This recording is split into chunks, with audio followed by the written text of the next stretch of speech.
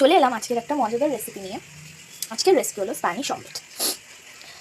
Spanish omelette বানাতে গেলে আমাদের কী কী লাগবে? পেঁয়াজ, সুইট কর্ন, আলু, টমেটো, বিনস, স্প্রিং অনিয়ন, লঙ্কা। এখানে আমি কিছুটা আলু গ্রেট করে নিয়েছি। এই আলুটা গ্রেট করে আমি ভালো করে মেখে নিয়েছি। আর এখানে ধনে পাতাটা এখন আমার চপ করা হয়নি, ওটা চপ করে আপনাদেরকে দেখাচ্ছি নেক্সট স্টেপ। এবার আমরা কি করব, আমরা কেটে রাখা কিছু কিছু ভেজিটেবলস এর মধ্যে অ্যাড করব। এর মধ্যে পেঁয়াজ দিয়ে দিলাম, একটু লঙ্কা দিয়ে দিলাম, সামান্য স্প্রিং অনিয়ন,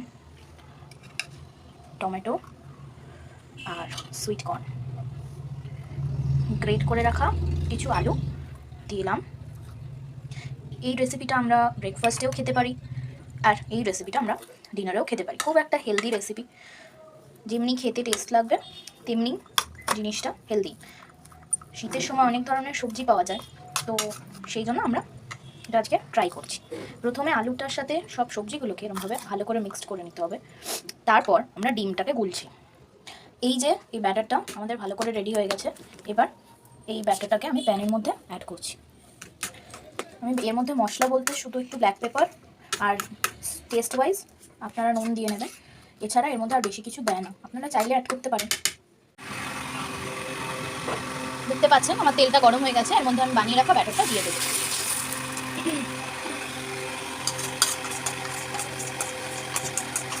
ব্যাটারটা দিয়ে দেওয়ার পর আমাকে এরকমভাবে স্প্রেড করে দিতে হবে।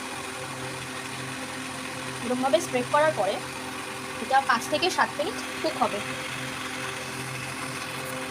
লো ফ্লেমে হবে।